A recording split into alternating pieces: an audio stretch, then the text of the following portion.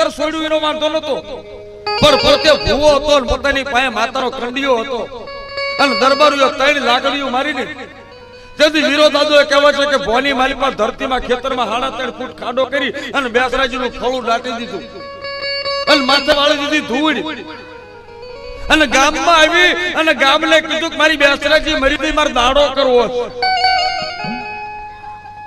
12મા દાડે કહેવા છે કે વીરો દાદો બોલ્યો કે મારી બેસરાજી મરી ગઈ, હું દાટીને આવ્યો છું.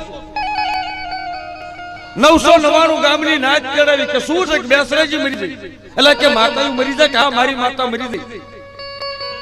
મારે ચૈત્ર મહિનાના નોરતા હતા અને મને સુસવાઈના દરબારે 3 લાકડીઓ મારી અને મારી ભેગી મારી બેસરાજીનો કંડિયો હતો અને મારી દેવી પડખે હોય અને જો દરબારો મને લાકડીઓ મારી જાય તો મને નક્કી થઈ ગયું કે મારી માતા મરી ગઈ, નતર મને મારનારો કોણ હોય. અને તેથી કહેવાય છે કે હાથ ભરીની સોડી ધૂણી હો ખમા મારા વીરા, કે હું તારા બાપની દેવી બેસરી બોલું કે મારી બોલ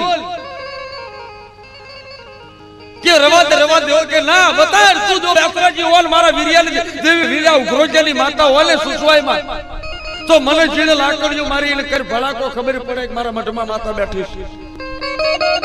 અને તેથી માતા બોલે કે તને જે 3 દરબારો માર્યા છે ને એ 3 ની જો નણામી હવારમાં કાઢું ને તો માન જે તારા બાપની દેવીએ કાઢી દીધું.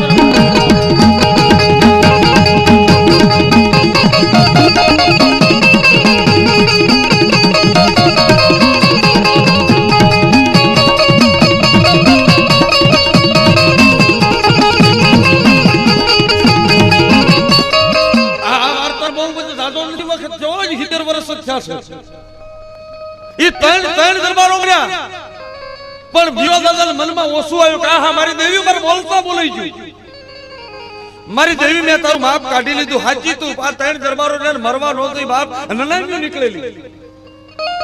જે દરબારોને માર્યા હતા ને એ માતાની કહેવા છે કે બેસરાજી મારે 3 ની જેથી નનામી નીકળી ને તેથી હાથ ભરીને છોડીને માતા કહેવા છે કે અવતાર ચાલુ થયો અને ગામના દરબારોને કીધું કે દરબારો ઉભા રહો કે આ જે 3 નનામીમાં દરબાર હતા ને એ મર્યા છે ને બેસરાજીએ માર્યા છે.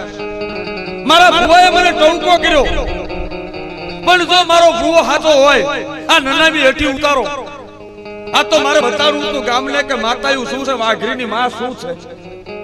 આ 3 નનામી હેઠી ઉતારો અને જો દરબારો તમે મારો બેસરાજીનો માંડવો વાઘરીના કુબામાં આવી નાખો ને તો 3 ને હજીવન કરું. દરબારોએ પાઘડી ઉતારીને કીધું કે મારી આને અમે માંડવો નાખશું પણ સજીવન કર. અને તેથી કહેવા છે હાથ ભરીની દીકરી બોલી કે જાઓ વાઘરીના કુબામાં મારો ભુવો બેઠો છે, એના કાંઠે માતા શરૂ